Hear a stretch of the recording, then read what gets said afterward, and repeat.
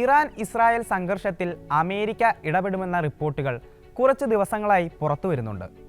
US president Donald Trump തന്നെയാണ് ഈ ഊഹാപോഹങ്ങൾക്ക് പിന്നിൽ. യുദ്ധത്തിൽ ഇറാനോട് കീഴടങ്ങാൻ ആവശ്യപ്പെട്ടതിന് പിന്നാലെ ട്രംപ് നടത്തിയ ഒരു പ്രസ്താവനയാണ് ഈ അഭ്യൂഹങ്ങൾക്കെല്ലാം അടിസ്ഥാനം. താൻ ചിലപ്പോൾ യുദ്ധത്തിൽ ഇടപെട്ടേക്കാമെന്നും താൻ എന്താണ് ചെയ്യാൻ പോകുന്നതെന്ന് ആർക്കും പ്രവചിക്കാനാകില്ല എന്നുമായിരുന്നു വൈറ്റ് ഹൗസിൽ മാധ്യമങ്ങൾക്ക് മുന്നിൽ ട്രംപിന്റെ പ്രതികരണം. ഇറാനെതിരെ ആവശ്യമെങ്കിൽ യുദ്ധത്തിൽ ഏർപ്പെടുമെന്നും പറഞ്ഞു ട്രംപ്. ഇതിന് പിന്നാലെയാണ് യുദ്ധത്തിൽ ഇറാനെതിരായി ഇസ്രായേലിനൊപ്പം അമേരിക്ക ചേരുമെന്ന തരത്തിൽ വാർത്തകൾ പ്രചരിക്കാൻ തുടങ്ങിയത്.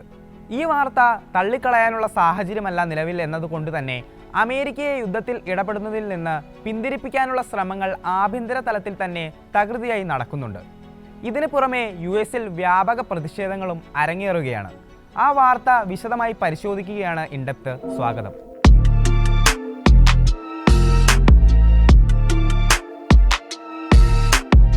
ഇറാനെതിരെ യുദ്ധത്തിൽ ഇടപെടരുതെന്ന ആവശ്യവുമായി പ്രതിഷേധങ്ങളുടെ ഒരു നിര തന്നെയാണ് വൈറ്റ് ഹൗസിന് മുന്നിൽ. യുദ്ധവിരുദ്ധ സംഘടനകളുടെ നേതൃത്വത്തിലും അല്ലാതെയുമൊക്കെ അമേരിക്കൻ നിലപാടിനും ബെഞ്ചമിൻ നെതന്യാഹുവിനുമെതിരെ ജനങ്ങൾ പരസ്യമായി രംഗത്തെത്തുകയാണ്. ഇറാൻ ഇസ്രായേൽ സംഘർഷത്തെ അപകടകരവും അന്യായവും എന്ന് വിശേഷിപ്പിച്ചാണ് പ്രതിഷേധം. കാര്യമേതുമില്ലാതെ നെതന്യാഹു ഇറാനിൽ ബോംബിടുകയാണെന്നാണ് പ്രതിഷേധക്കാരുടെ വാദം.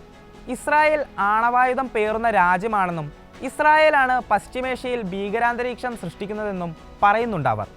ഇസ്രായേലിന് US സൈനിക സഹായം നൽകുന്നതിനെയും പ്രതിഷേധക്കാർ എതിർക്കുകയാണ്.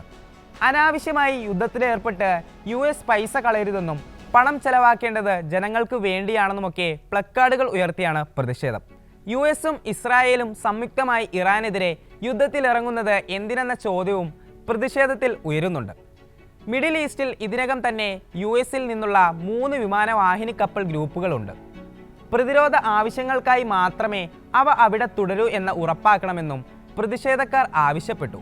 ഇപ്പോൾ നടക്കുന്നത് അമേരിക്കയുടെ യുദ്ധമല്ലെന്നും അതങ്ങനെ അല്ലാതായിത്തീരാൻ US ഇടപെടൽ വിലക്കേണ്ടതുണ്ടെന്നും പ്രതിഷേധക്കാരിൽ ഒരാളെ ഉദ്ധരിച്ച് അന്താരാഷ്ട്ര മാധ്യമങ്ങൾ റിപ്പോർട്ട് ചെയ്യുന്നുണ്ട്.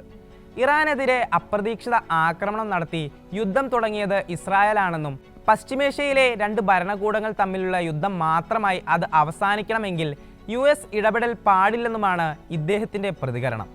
ഇതിനിടെ പ്രതിഷേധങ്ങളിൽ ഫലസ്തീൻ ഐക്യദാർഢ്യവും പ്രകടമാണ് എന്നതാണ് ശ്രദ്ധേയം. ഇറാന്റെ ഫ്ളാഗിനൊപ്പം ഫലസ്തീൻ ഫ്ളാഗും ഉയർത്തിയാണ് ജനങ്ങൾ പ്രതിഷേധിക്കുന്നത്. ഗസയിൽ ഇസ്രായേൽ നടത്തുന്ന വംശഹത്യയ്ക്കും ഉടനടി പരിഹാരം വേണമെന്ന് പ്രതിഷേധക്കാർ ആവശ്യമുയർത്തുന്നുണ്ട്. ഇറാൻ ഗസ വിഷയങ്ങളിൽ ഇസ്രായേൽ പ്രധാനമന്ത്രി ബെഞ്ചമിൻ നെതന്യാഹുവിനെ ശക്തമായ ഭാഷയിൽ വിമർശിക്കുന്ന പ്ലക്കാർഡുകളാണ് വൈറ്റ് ഹൗസിന് മുന്നിൽ ഉയരുന്നത്. വൈറ്റ് ഹൗസ് കൂടാതെ ന്യൂയോർക്ക് സിറ്റിയിലെ ബ്രയന്റ് പാർക്കിലും പബ്ലിക് ലൈബ്രറിക്ക് മുന്നിലും സമാന രീതിയിൽ പ്രതിഷേധങ്ങൾ നടന്നിരുന്നു. ഇവിടെ ഇറാൻ വംശജരായ അമേരിക്കക്കാരും പ്രതിഷേധങ്ങളിൽ പങ്കെടുത്തു.